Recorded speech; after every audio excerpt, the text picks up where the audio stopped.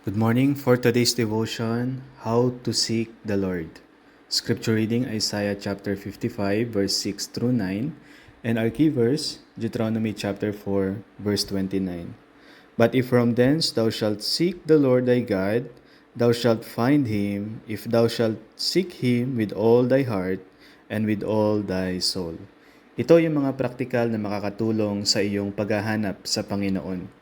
Una, hanapin mo ang Diyos mula sa iyong pangangailangan, pero maging handa ka na tanggapin yung kanyang solusyon.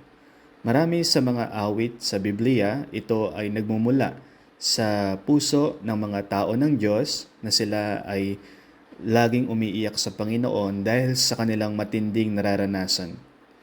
Ang iyong mga pag-uusig o minsan nararamdaman mong ikaw ay nag-iisa, nababalisa, natatakot, o ikaw ay maraming pinagdadaan ng problema, yan ay pwedeng mag-lead sa iyo sa buhay ng desperation or disappointment. Pero lagi mong tatandaan na pinapayagan ng Diyos ang mga paghihirap na iyong nararanasan upang lalo kang mas mapalapit sa Kanya. Dahil mas lalo mong hahanapin ang Diyos sa panahong ikaw ay lubhang nahihirapan. Ikalawa, maging maingat ka na huwag mong hanapin ang mas madali o mas mabilis na paraan upang makaalis ka sa iyong pinagdadaan ng problema. Yes, maaaring yan ay makabawas ng iyong mga pain, pero hindi yon yung paraan ng Diyos upang ikaw ay magkaroon ng solusyon sa iyong pinagdadaanan. Kaya huwag mong payagan na yung pagmamadali na makaalis o makatakas sa iyong sitwasyon na paghihirap ang maging dahilan upang maging malabo anuman yung matalino at mapagmahal na sagot ng Diyos. Pangatlo, humingi ka ng payo mula sa iyong kapwa. Ang paghahanap sa Diyos una higit sa lahat ay ang makilala mo kung sino siya.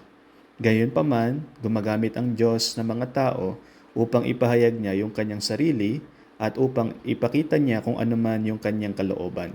Kaya napakahalaga kapag ikaw ay nais hanapin mo ang Panginoon, matuto kang tumanggap ng mga payo ayon sa mga taong ipinagkakatiwala ng Diyos sa iyo. Maaring yun ay mula sa kaibigan, sa pastor, o sa mga counselor. Napakahalaga na ikaw ay maging alerto sa pangunguna ng Diyos at makita mo na gumagamit ang Diyos ng mga Kristiyano at mga ibang mananampalataya upang ikaw ay gabayan. At panghuli, subukan mong mag-fasting bilang bahagi ng iyong seeking process sa Panginoon. Dahil yung fasting o pag-aayuno ay makakatulong upang ikaw ay marinig mo kung ano ang gustong sabihin ng Diyos ng mas maliwanag. Pwede kang mag-skip ng tanghalian o hapunan o ilang mga meals upang mas makita mo yung direksyon ng Diyos at dahil sa mga ganong panahon, mas nagiging focus ka sa Panginoong Jesucristo. So ang pag-aayuno ay nagiging indikasyon na seryoso ka sa paghahanap mo sa Diyos. Tayo manalangin. Panginoon, tulungan mo akong ma-realize na ang aking mga matitinding problema ay paraan mo, O Diyos, upang mas lalo akong mapalapit sa iyo. Tulungan mo ako, O Diyos, na hindi ko hanapin ang mga madali o mabilis na paraan para ako ay makaalis sa aking problema.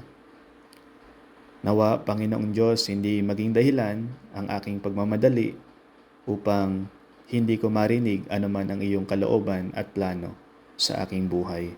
Sa pangalan ni Jesus, Amen.